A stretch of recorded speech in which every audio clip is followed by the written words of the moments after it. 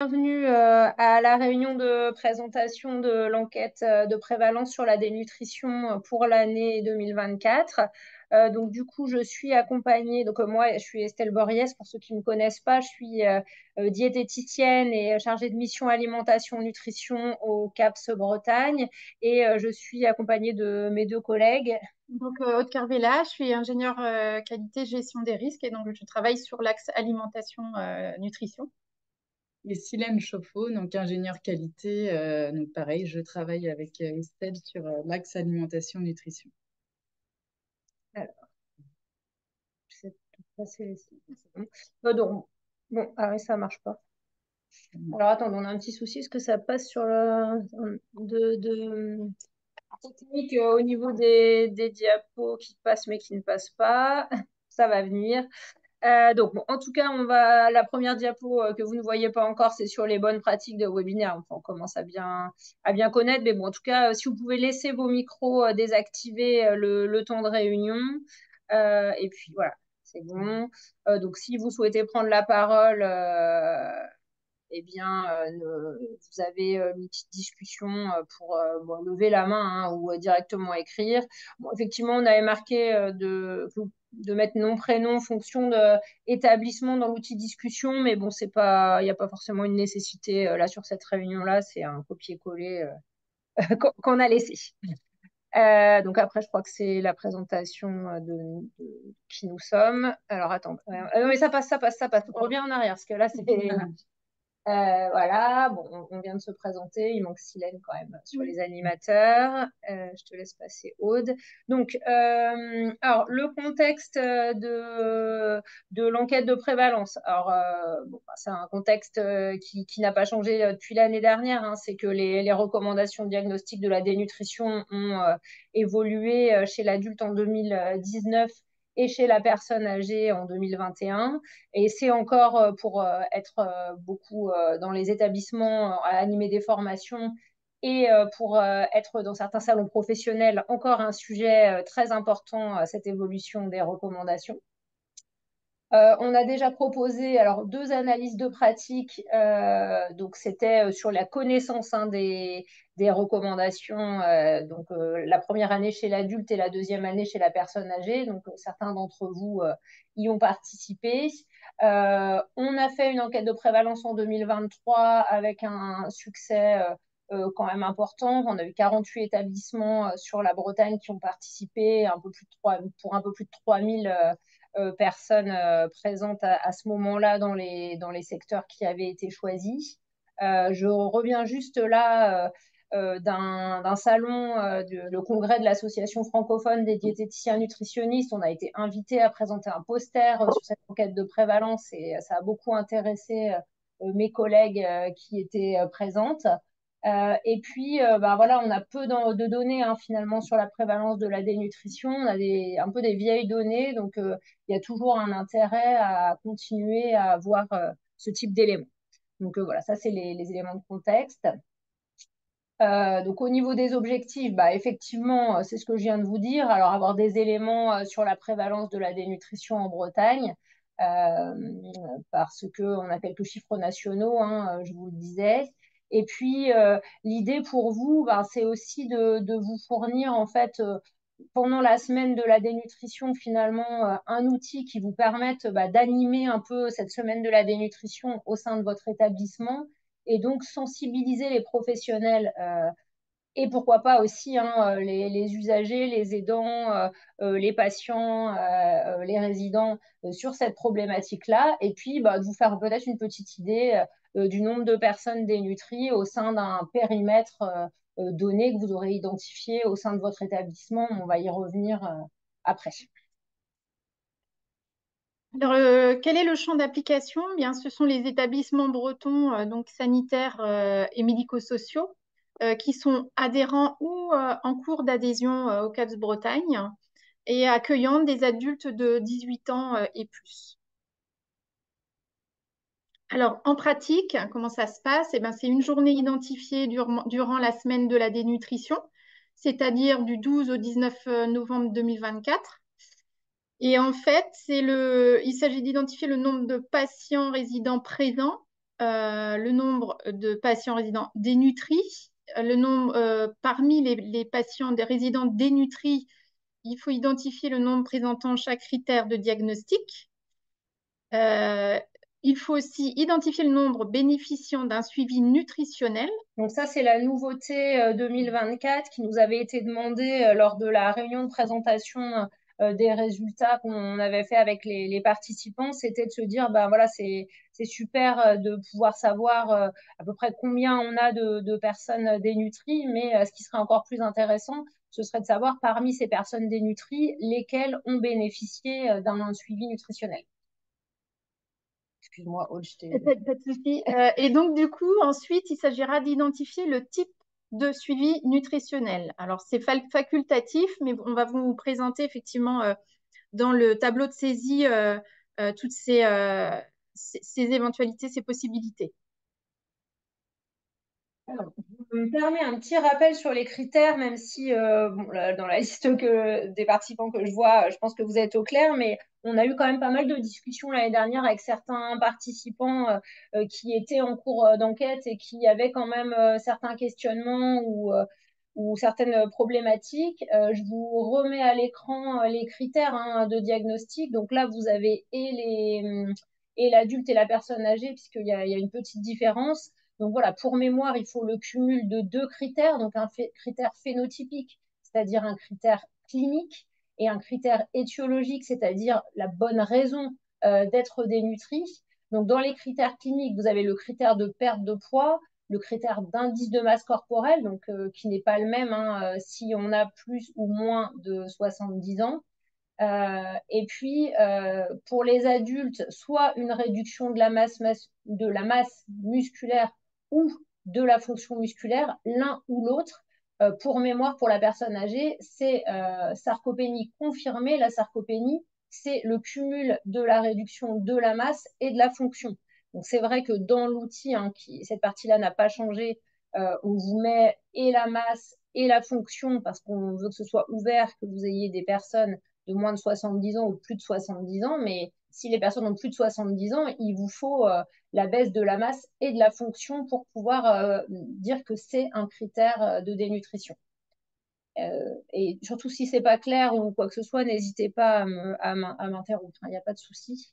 Et puis la bonne raison d'être dénutri, ben, c'est je mange moins ou j'ai un problème médical entraînant une diminution de l'absorption digestive ou une situation d'agression. Donc c'est vrai que ce critère-là, celui de la situation d'agression, donc c'est-à-dire une pathologie aiguë ou chronique évolutive ou maligne, donc enfin voilà un cancer. Celle-ci, vous la retrouvez quand même de façon assez massive, alors quasiment systématiquement si vous êtes un établissement sanitaire, mais de façon quand même assez importante aussi en médico-social. Je veux juste, c'est là qu'en fait on insiste sur le point que l'albumine n'est pas un critère de diagnostic. Voilà, on a beaucoup de sujets en formation, mais on a beaucoup eu ce sujet l'année dernière. Certains établissements sur l'enquête de prévalence avaient fait les diagnostics de dénutrition sur l'albumine. L'albumine n'est plus un critère de diagnostic de dénutrition, c'est uniquement un critère de sévérité. Et dans cette enquête de prévalence, nous avons fait le choix de ne pas vous interroger sur la sévérité de la dénutrition parce que ça complexifierait beaucoup l'enquête. Et en plus, beaucoup d'entre vous n'ont pas forcément besoin de ces données-là, en tout cas pour la prise en charge. Donc, bah, je viens de le dire, non? Alors, c'est moi, ça aussi, oui, dénutri. Donc, le patient résident doit présenter au moins un critère phénotypique et au moins un critère étiologique. Alors, l'autre sujet l'année dernière, c'est que voilà, ceux qui ont participé, voilà, il y avait la personne est dénutrie, elle est non dénutrie ou elle est non diagnostiquée. Alors, tout le monde on n'était pas tous complètement d'accord sur la façon d'appliquer le fait de non diagnostiquer. Donc là, ce qu'on a tranché, qui est bien noté, vous verrez, et que là j'insiste sur ce point, c'est que non diagnostiqué, c'est on n'a pas du tout cherché de critères de dénutrition chez la personne. Elle n'a pas été pesée, on n'a pas fait de mesure de la force musculaire ou de la masse musculaire. Parce qu'effectivement, l'année dernière, certains avaient bien recherché le poids, avaient l'IMC, mais comme ils n'avaient pas le matériel à disposition pour faire la recherche de la sarcopénie, mettaient la personne en non diagnostiquée. Non, non, vous allez quand même bien chercher un diagnostic. Juste, vous n'avez pas forcément le matériel pour la sarcopénie, par exemple. Donc, on ne peut pas mettre non diagnostiqué. Si jamais en gros, l'IMC est normal et qu'il n'y a pas eu de perte de poids, vous le mettez en non dénutri. Alors, donc en pratique, au niveau du service que vous allez sélectionner ou les différents services que vous allez sélectionner, vous allez pouvoir communiquer grâce à la fiche qu'on va vous transmettre ultérieurement par mail, une affiche que vous pouvez personnaliser avec le logo et puis les dates, le logo qui se situe à droite hein, de l'affiche, où vous pourrez mettre votre logo, et ainsi que rajouter les dates de l'enquête de la journée. Et puis éventuellement un contact aussi en bas si jamais il y a quelqu'un en particulier qui est coordonnateur, enfin il y aura quelqu'un en particulier qui sera coordonnateur de l'enquête au sein de votre établissement. Si ça vous paraît nécessaire, vous pouvez mettre ses coordonnées pour que les professionnels sachent à qui s'adresser. Donc cette affiche, effectivement, vous sert à communiquer auprès des professionnels, mais aussi auprès des usagers. Hein, pourquoi pas dans les services, les usagers peuvent très bien effectivement être intéressés. Alors donc, nous allons aussi donc vous transmettre un outil de saisie de données, donc Alors, un fichier. Oui, je vais vous pour le. tester si vous avez de bons yeux ou si vous n'avez pas de bons yeux. Ouais, on va vous le partager en plus clair. La nature. Là, on regarde.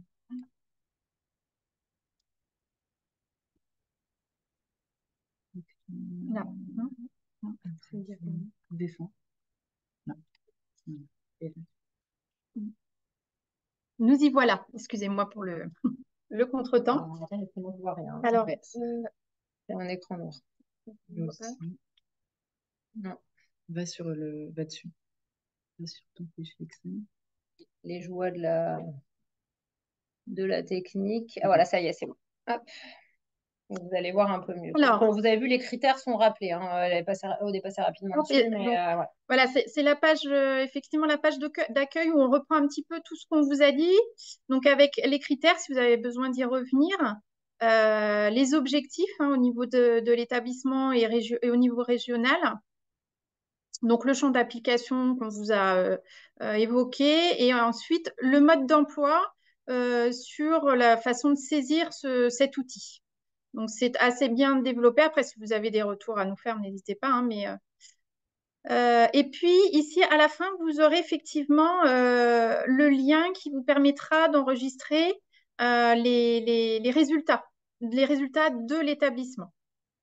Pour l'outil en ligne, en fait, l'idée, c'est que vous avez votre outil personnel que Aude va vous montrer. Ça vous permet, vous, de saisir vos données, d'avoir des graphiques qui correspondent à votre établissement. Et on va vous inviter à faire remonter un certain nombre de données sur l'outil, finalement, en ligne du CAPS que Aude va vous montrer aussi. Donc, en bas, vous aurez effectivement les onglets. Donc là, je vais d'abord passer, vous présenter la saisie, de la saisie par secteur. Donc voilà, le tableau se présente ainsi. Donc vous pourrez aussi personnaliser cet outil. Alors ici, en haut au milieu, vous pourrez mettre la date de l'enquête et puis vous pourrez mettre sur la gauche le logo établissement. Ensuite, en bas, au niveau des onglets, effectivement, au niveau des saisies secteur, vous pouvez mettre le nom du secteur modifié. De même que résultat. Voilà. Ensuite, la saisie de données, ça va être effectivement au niveau des colonnes. La colonne B, effectivement, avec le diagnostic des nutritions. Et en fait, vous avez des listes déroulantes. Avec une définition, on rappelle en fait chaque possibilité. Donc, soit vous pouvez sélectionner dénutri, non dénutri ou non diagnostiqué. Et effectivement, vous avez un petit onglet rouge là qui permet de revenir sur la définition si jamais en remplissant, voilà, vous avez un doute. Et effectivement, dans les deux possibilités de sélection non dénutrie et non diagnostiquée, on le rappelle en rouge au niveau de la grande colonne C, eh bien, vous n'avez pas besoin d'aller plus loin. En fait, il ne faut pas continuer à remplir l'outil. C'est uniquement si le patient résident est dénutri que là, vous pouvez continuer à compléter. Donc, une fois que vous avez sélectionné des nutris, du coup, vous avez les critères phénotypiques et les critères étiologiques. Là, c'est pareil, vous avez des listes déroulantes. Donc, par exemple, perte de poids, vous avez oui, non ou non recherché. Et c'est idem pour les autres critères. IMC, réduction de la masse musculaire, réduction de la force musculaire. Alors, attends, juste il y a une question sur les critères. Je vais répondre à Madame ou Monsieur Bigot qui a posé une question. Non, comme je le disais tout à l'heure, il n'y a pas de critères biologiques de diagnostic de la dénutrition. Les critères de dénutrition sont ceux qu'on vient de vous montrer là, qui sont la perte de poids, l'indice de masse corporelle, la réduction de la masse et de la force musculaire, et après les parties réduction de la prise alimentaire, diminution de l'absorption digestive et situation d'agression. Les critères biologiques, c'était l'albumine et ça n'existe plus voilà, depuis 2019 pour l'adulte et depuis 2021 pour la personne âgée. Alors, oui, pour répondre aussi à l'autre question, effectivement, ce tableau n'est pas un outil d'aide au diagnostic. Donc, effectivement, ça n'est pas quelque chose qui, si vous saisissez les critères, va vous dire, bah oui, la personne est dénutrie ou non. Donc, c'est vrai que là, c'est vraiment à fin statistique. Pour vous, l'idée, c'est de savoir à la fin, en fait, sur vos patients ou résidents dénutris, combien ont été diagnostiqués sur tel ou tel critère. Donc, c'est quelque chose qui nous a été déjà remonté plusieurs fois, hein. On réfléchit à comment on pourrait le transformer en un outil qui aiderait peut-être au diagnostic.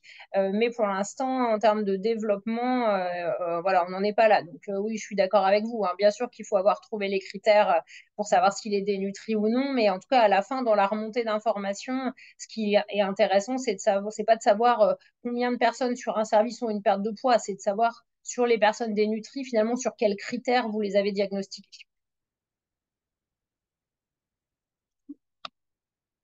Alors, donc, du coup, voilà, vous avez critères phénotypiques, critères étiologiques. Les modalités de réponse donc, sont identiques, voilà, par liste déroulante.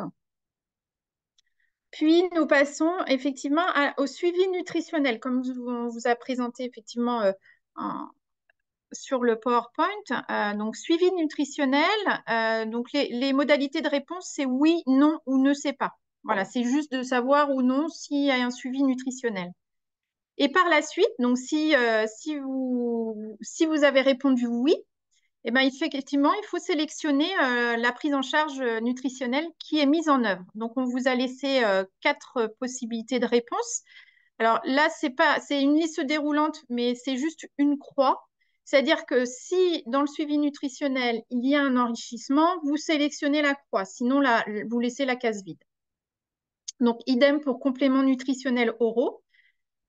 Une alimentation artificielle. Après, autre, si vous ne savez pas, si vous n'avez pas la donnée, mais si c'est autre chose que alimentation artificielle, complément nutritionnel oraux ou enrichissement, et si vous ne savez pas, ce sera ne sait pas. oui. Désolée. Non, mais oui, il y a autre parce que, bah, je sais pas, il y a peut-être d'autres modes là de prise en charge auxquels on n'a pas forcément pensé, que vous aurez envie de faire remonter. Et voilà, si vous ne savez pas, mais que vous savez qu'il y a eu un suivi nutritionnel, alors bon, ça questionnera hein, sur la traçabilité dans les dossiers, ou voilà, mais en tout cas, on a quand même souhaité laisser autre et ne sait pas. Donc, c'est cumulatif. Vous pouvez sélectionner enrichissement, complément nutritionnel oraux et alimentation artificielle pour la même personne. Donc, sachant que cette partie-là, on a choisi de la mettre en facultatif, l'idée, c'est toujours, vous savez bien comment ça se passe quand on fait une enquête, on se dit toujours, ah, et si on demandait ça en plus tant qu'on y est, mais bon, au bout d'un moment, ça finit par faire une surcharge de travail. Donc, à vous de voir si oui ou non, c'est pertinent pour vous, en fait, hein, de savoir quel est le type de suivi nutritionnel. Et pour répondre, alors non, effectivement, on n'a pas fait de différence entre alimentation entérale et parentérale. Après, si ça paraît pertinent à plusieurs personnes, il n'y a pas de... Pourquoi pas, hein, enfin, là, on ne l'a pas fait. Effectivement. Est-ce qu'il faut cocher suivi nut si pas de demande de prise en charge? Alors, c'est pas la prescription qui est intéressante, c'est le fait qu'il y ait eu c'est qu'il y ait eu une prise en charge en fait. Enfin, c'est pas forcément parce qu'il y a eu une demande. Il peut y avoir de l'enrichissement parfois sans qu'il y ait forcément eu une prise en charge diététique. Enfin, ce qui compte, c'est ce qui a été fait, c'est pas forcément ce qui a été prescrit. Je sais pas si ça répond à votre question. N'hésitez pas à soit prendre la parole ou soit me redire, mais en tout cas, c'est plutôt parce que parfois ça peut être des aides-soignantes qui mettent en place un enrichissement. Enfin, ça dépend de l'établissement. Il n'y a pas de diététicien partout. On n'est pas de. Enfin, les prescriptions médicales sont peut-être un peu plus complexes. Est-ce que c'est clair? Ça répond à votre question?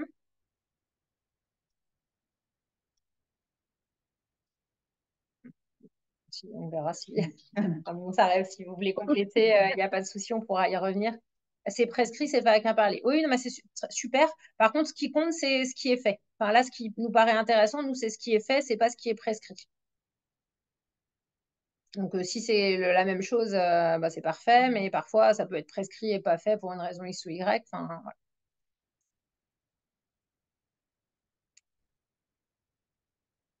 voilà. Vas-y, Aude, je te laisse. Ok. Alors, ça, c'est pour la saisie donc, des secteurs. Donc, vous avez effectivement vous pouvez remplir jusqu'à 6 secteurs. Donc, vous avez saisi secteur 1, saisi secteur 2. Et donc, à chaque fois, vous pouvez effectivement le renommer. Si jamais vous aviez plus de 6 secteurs, ce qu'on ne conseille pas forcément, parce que ça paraît commencer à être beaucoup, mais bon, des gros établissements style CHU, enfin, ou même, voilà, pourquoi pas, vous nous envoyez un mail et puis on pourra rajouter des secteurs. On avait été amené à le faire, il me semble, l'année dernière, mais donc il n'y aurait pas de souci. Alors ensuite, donc, une fois que vous avez saisi, vous avez toutes vos données sont rentrées, on passe au résultat donc, du secteur 1. Voilà, alors pareil, vous allez pouvoir mettre votre... Non, non, c'est sur le... Ah d'accord, pardon. C'était pas bon tout à l'heure, mais là c'est bon. Oui. Ah, c'est parce que c'est... donc, ils ont Oui, c'est bon. Ok. Du coup, donc, résultat secteur 1, donc, vous pouvez effectivement mettre le logo de votre établissement toujours. Là, les résultats sont calculés automatiquement. Donc, vous n'avez pas de données à rentrer. Voilà. Donc, ça va se présenter effectivement d'abord sous forme de tableau. Les résultats vont s'implémenter dans les tableaux. Et puis, il va y avoir effectivement les graphiques qui vont se faire automatiquement. Donc, vous pourrez accéder aux résultats. Et donc, voilà, ça se passera de la même manière, effectivement, pour chaque secteur. Et enfin, on passe donc au résultat établissement. Donc, tous vos secteurs vont se cumuler finalement dans cet onglet-là. Et ce que vous allez faire remonter au niveau de l'outil en ligne pour le CAPS, ce sera vos résultats établissement. Et donc là, c'est pareil. Donc, vous n'aurez rien à saisir. Donc, les résultats sont faits automatiquement et on retrouve effectivement les graphiques. Donc là, ce sera vraiment vos résultats au niveau de votre établissement. Donc, avec le cumul de chaque secteur. Ici, en rouge, on vous a remis le lien pour le Google Form dont on vous parlait tout à l'heure pour saisir les résultats établissements. Donc, il faut faire un copier-coller. Alors, avant que tu passes dessus, je répondrai à une question. Mais vas-y, finis. C'est juste pour pas changer de... Ouais, non, bah, c'était bon. Voilà, vous copiez-collez une fois qu'en fait vous avez vos résultats établissement, vous copiez-collez ce lien. Voilà, et puis en fait, vous pouvez saisir les résultats Du coup, entouré en rouge. qui sont entourés en rouge. Donc, si tu veux juste bien revenir sur saisie secteur 1, s'il te plaît, je vais répondre à iPhone de Céline. Du coup, si jamais vous n'avez pas eu la possibilité de mesurer la réduction de la masse musculaire, si tu veux bien aller sur la cellule, dans la liste déroulante, vous avez la possibilité de mettre non recherché. Donc, vous mettez pour chaque patient non recherché. Il n'y a pas de souci. C'est moi, excusez-moi de vous appeler iPhone de Céline. Et du coup, voilà, vous sélectionnez ça. Et par contre, tout à l'heure, peut-être que vous évoquez, c'était de savoir comment. Tout à l'heure, on a parlé des personnes non diagnostiquées. Vous allez sélectionner. Donc là, c'est plutôt la première colonne où vous pouvez choisir si la personne est dénutrie, non dénutrie ou non diagnostiquée. Vous mettrez non diagnostiqué si vous n'avez rien recherché, c'est-à-dire qu'on n'a pas de poids pour cette personne, on n'a pas été en capacité d'avoir un IMC, ni effectivement de données au niveau de la masse ou de la force musculaire. Donc, en tout cas, bon, de toute façon, vous n'hésiterez pas non plus à nous recontacter hein, si des choses n'étaient pas claires. Et comment est mesurée la diminution de l'absorption digestive? C'est un diagnostic médical en lien avec un certain nombre de pathologies de type éventuellement maladie de Crohn, post-chirurgie digestive. Enfin, là, c'est vraiment médical. Il n'y a pas de façon de la mesurer. C'est des diagnostics qui ont été posés. Et CH La Roche-Chauffé, ben, je suis désolée, c'est coupé. Ah ouais, on peut quand même faire le diagnostic. Bah oui, si tous les critères sont pas recherchés, on peut quand même faire le diagnostic. Bah, c'est le cas dans beaucoup d'établissements. Hein. On fait quand même du diagnostic de. Enfin, je sais pas si c'est une question ou une affirmation, mais en tout cas, on peut bien sûr faire un diagnostic de dénutrition. En fait, c'est un peu, j'appellerais ça une enquête en vie réelle, c'est-à-dire que vous faites le diagnostic de la dénutrition comme de la façon dont vous le faites habituellement, avec les moyens dont vous disposez habituellement. Donc, oui, l'idée, c'est de se mobiliser peut-être ce jour-là pour essayer de s'assurer qu'il soit fait de façon plus complète et sur plus de personnes. Mais si vous n'avez pas de matériel pour mesurer la baisse de masse musculaire, bah, au quotidien, vous faites quand même du diagnostic de la dénutrition. Donc, on vous laisse faire pareil que ce que vous faites habituellement.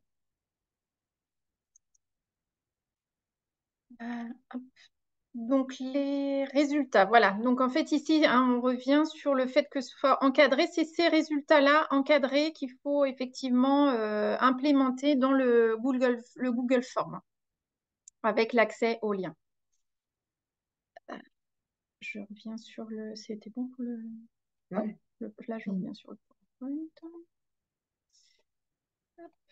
Donc là, je vais revenir sur le support pédagogique. Hop. Je ne suis pas d'une rapidité. T'inquiète pas, ça va. C'est bon? Oui. Alors, ah oui, Non, c'est bon en tout cas. Non, parce vas-y. qu'on est plus on a trop d'écrans. Ouais. Il y a un petit bug avec le PowerPoint, je sais pas. Alors, donc, voilà, donc on parlait du Google Form, ben, c'est celui-ci. Donc, on va peut-être vous le partager, du coup, on va repartager. Oui, Parce que là, vous n'allez pas voir grand-chose, donc ça ne va pas vous aider.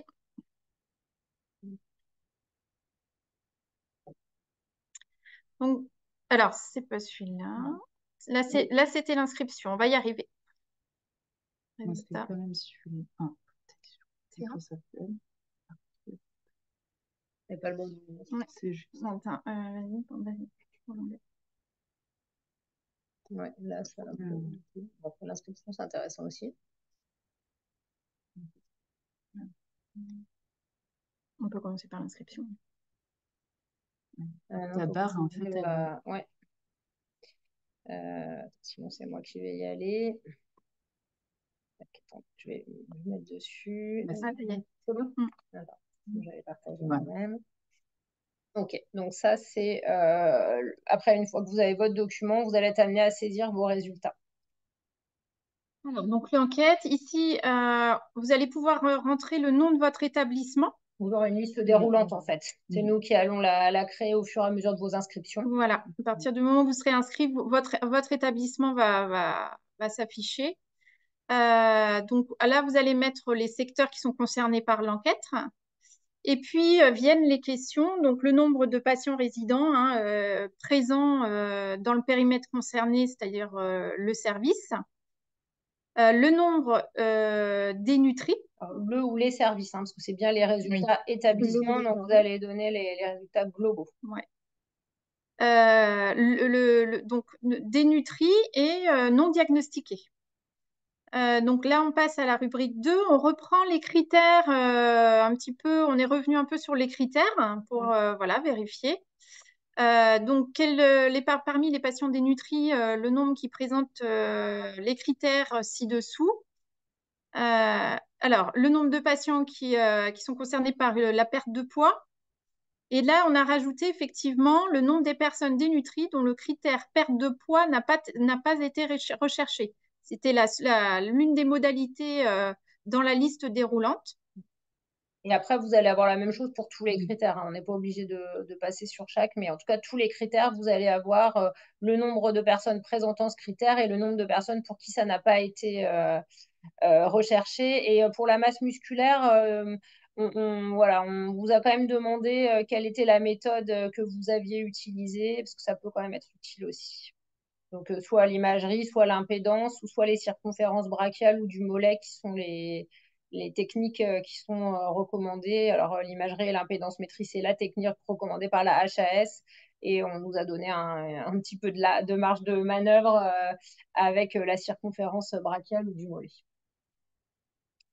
Donc là, je passe un petit peu sur, je ne reprends pas chaque critère hein, voilà, pour les réponses. La méthode pour la force musculaire, ça vous rappelle aussi quelles sont les méthodes qui sont validées, c'est-à-dire le lever de chaise ou le dynamomètre, ou autrement appelé un grip, où à chaque fois, vous avez la possibilité de mettre que vous ne savez pas.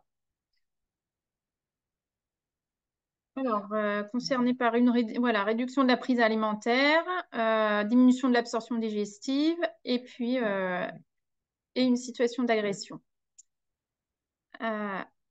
Donc là, on passe effectivement à la troisième partie deuxième, on va dire deuxième partie si on considère critères étiologiques, tous les phénotypiques ensemble. Donc la troisième partie en vert avec le suivi nutritionnel. Donc le nombre de personnes de votre établissement qui sont concernées par un suivi nutritionnel. Parmi les personnes dénutries. Parmi les personnes dénutries. Le nombre de personnes dénutries dont la prise en charge nutritionnelle mise en œuvre est un enrichissement. Donc là, on reprend chaque possibilité de... Et donc, du coup, il faut qu'on fasse une modification, ce sera non obligatoire. Là, il y a la petite astérisque, donc ça veut dire que c'est ces critères obligatoires, mais ça sera non obligatoire, c'est-à-dire que vous pouvez décider que ça fait trop pour vous et que vous n'avez pas envie de saisir tous ces éléments. Voilà, donc on reprend effectivement toutes les possibilités, alimentation artificielle.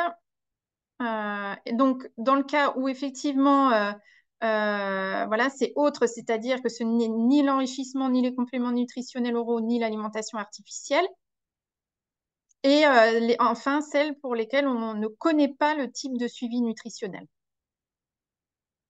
Donc ça, c'est effectivement l'enquête de prévalence, les résultats pour la saisie des résultats. Ensuite, on va vous présenter l'inscription. Ouais, attends, je vais répondre à une question sur les périmètres, mais je suis en train de les rechercher, parce que je dois avouer que je ne les ai pas en tête, mais je vais vous répondre.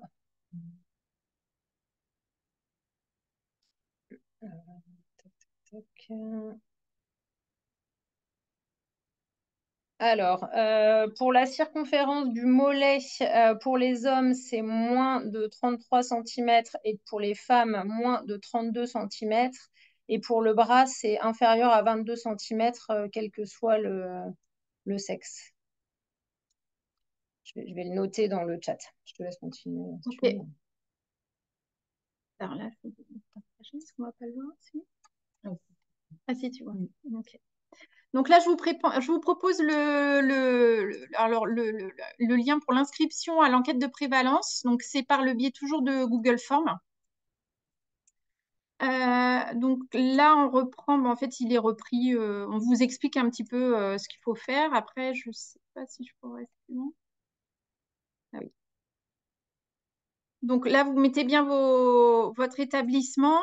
Donc là, voilà. Juste un petit point avant, du coup, il est important dans chaque établissement, si tu viens d'un retour, si tu fais retour, hop, on précise du coup qu'il y ait bien une personne, en fait, juste au-dessus. Il faut bien identifier une personne référente de l'enquête pour qu'elles viennent saisir en fait les résultats au niveau global établissement. Parce que du coup, si vous faites plusieurs services dans votre établissement, il faut qu'il y ait une personne référente et avec qui, du coup, on aura un contact privilégié du coup, par rapport au déploiement de l'enquête. En clair, vous ne faites pas un fichier Excel par service ou secteur de votre établissement. C'est vraiment le même fichier Excel sur lequel, à la fin, vous saisissez tous vos résultats. Ça vous permet d'avoir vos résultats établissement et ça vous permet de saisir les résultats globaux dans l'outil en ligne. Et encore une fois, voilà, réfléchissez bien à quel secteur vous allez choisir, que ce soit ambitieux mais pas trop. L'idée, c'est pas de vous mettre en difficulté non plus à faire quelque chose de trop complexe ou de trop difficile. Après, la question, bah, c'est vous qui allez voir, mais la question, c'est toujours bah, qu'est-ce que je choisis en fait? Est-ce que je choisis un secteur où je sais qu'il y a beaucoup de dénutris, et où on travaille déjà bien pour valoriser ce qui est déjà fait, ou est-ce que je choisis un secteur pour lequel je pense qu'il y a quand même des personnes dénutries et c'est peut-être pas le service où on diagnostique le plus. Enfin, là, c'est vraiment une réflexion à mener en interne. Donc, dans le fichier d'inscription, effectivement, faudra indiquer effectivement le référent de l'enquête pour l'établissement. Je vous montre un petit peu comme ça. Euh, et c'est tout. Oui, c'est très simple, hein. Le formulaire d'inscription est très simple et vous recevrez, alors pas forcément immédiatement, on fait un relevé enfin, voilà, peut-être une fois par semaine, enfin, on va s'organiser avec Aude. Vous recevrez un mail en retour pour vous dire qu'on a bien pris en compte et pour vous donner les documents, en particulier la fiche, pour que vous puissiez, si vous le souhaitez, communiquer en amont au sein de votre établissement pour dire que vous allez participer à cette enquête. Donc, vous mettez l'établissement comme vous souhaitez qu'il apparaisse, puisque c'est comme ça qu'il apparaîtra ensuite dans la liste déroulante. Hein, c'est le nom de l'établissement. Et je ne sais pas si ça a été dit, mais effectivement, vous avez un endroit où vous mettez vos secteurs avec des points virgules, ou je ne sais pas quoi, Oui. la fin en bas. Je ne sais pas si ça a été Pour les présenté. enquêtes? Non, Non. dans l'inscription. Oui, je reviens dessus. Ouais. Hop. Inscription. Si tu descends, vous voyez, merci de lister le ou les services ou les secteurs en les séparant par un slash. Donc, si vous faites EHPAD 1 ou plusieurs secteurs d'EHPAD, ça pourrait être aussi, j'allais donner, moi, je pense aux établissements dans lesquels je suis intervenue, mais voilà, en tout cas, s'il y a un nom, les Nétumières, slash le Bois Cornier, slash voilà, ou alors effectivement USLD, slash SSR, vous mettez en tout cas les différents secteurs dans lesquels vous allez le déployer. Voilà. Je vous partage donc le support PowerPoint. C'est géré. Donc, écran 2.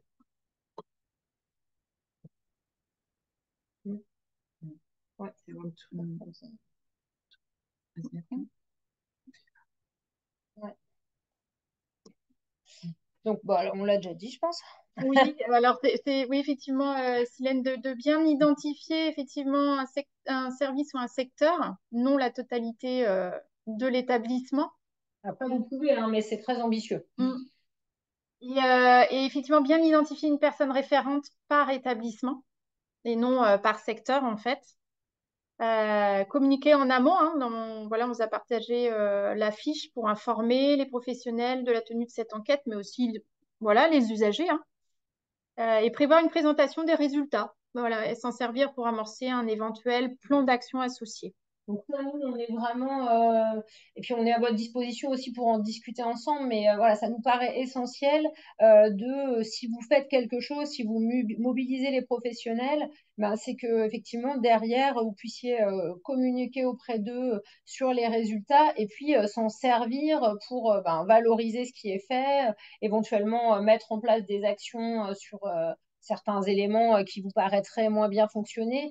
Enfin, voilà, nous, là-dessus, on est assez attentif d'un point de vue global au CAPS sur le fait que faire des enquêtes, c'est bien. On est ravis d'avoir des résultats, mais évidemment, l'essentiel, c'est quand même d'en faire quelque chose et de s'en servir pour améliorer encore nos pratiques professionnelles.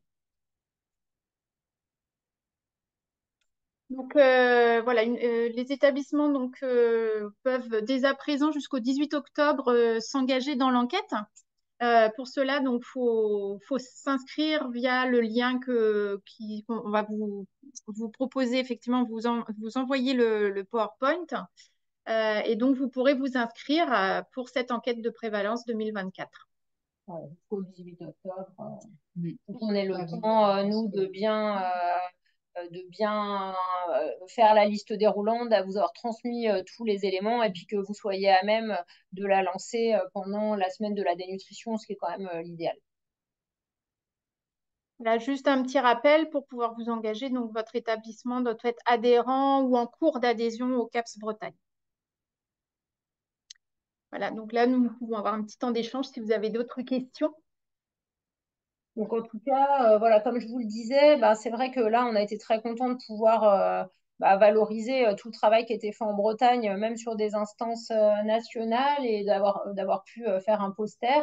Et on pourra avoir, c'est vrai, un comparatif aussi hein, de l'évolution, sachant que on sait bien que là, les chiffres qu'on va avoir euh, ne sont pas forcément représentatifs de la réalité complète du nombre de personnes dénutries, c'est le nombre de personnes qu'on a pu diagnostiquer. Pour vous dire par exemple, parce qu'on a beaucoup discuté là-dessus, sur l'enquête de l'année dernière, les chiffres de dénutrition en EHPAD étaient de 26%. Je ne vous cache pas que ça me paraît plutôt faible par rapport à la moyenne nationale qui est plutôt aux alentours des 40%. Donc du coup, ça peut peut-être nous questionner sur bah, est-ce que en Bretagne, on est vraiment très, très, très bon sur la prise en charge et du coup, on a moins de dénutris ou est-ce que effectivement, ben, c'est parfois pas toujours simple de diagnostiquer dans certains secteurs, certains services en fonction des ressources qu'on a à notre disposition. Donc, c'est aussi ce type de questionnement qu'on peut avoir au niveau régional, mais que vous pouvez vous aussi avoir au niveau de votre établissement.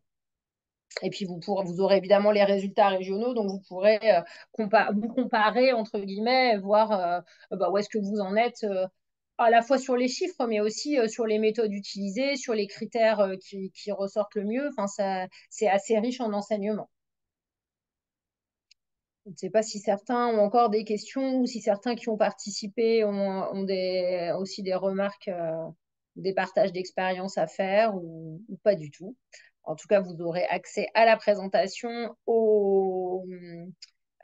évidemment à la vidéo, aux différents outils. Et puis, vous aurez nos coordonnées par mail. Donc, on est bien sûr à vos côtés tout au long du processus. Si jamais vous avez le moindre questionnement, voilà, il n'y a aucun souci. Et puis, si vous avez un plan d'action aussi à mettre en place après, on propose un certain nombre d'actions aussi autour de la dénutrition. Donc, on est là aussi à votre disposition pour échanger ensemble et voir si on peut vous accompagner ben, dans des actions de formation ou de sensibilisation ou d'autres choses qu'on peut avoir, enfin qu'on peut imaginer ensemble. Et oui, vous allez bien recevoir le PowerPoint de la présentation par mail, donc n'hésitez pas à le partager aussi avec des collègues et on espère vous avoir très nombreux inscrits à l'enquête de prévalence avec un objectif de dépasser les 48 établissements participants l'année dernière. On vous laisse un petit temps si jamais vous avez d'autres questions qui vous viennent. Et ceux qui avaient un peu des questionnements sur les critères, voilà, n'hésitez pas à revenir vers moi hein, si vous voulez qu'on ait un temps d'échange par téléphone pour reparler des différents critères. Il n'y a aucun souci, hein, je suis à votre disposition en cas de besoin.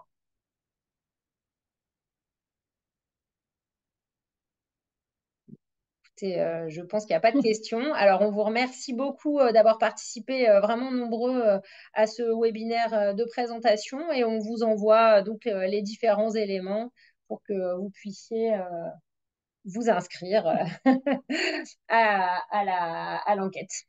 À très bientôt. Au revoir.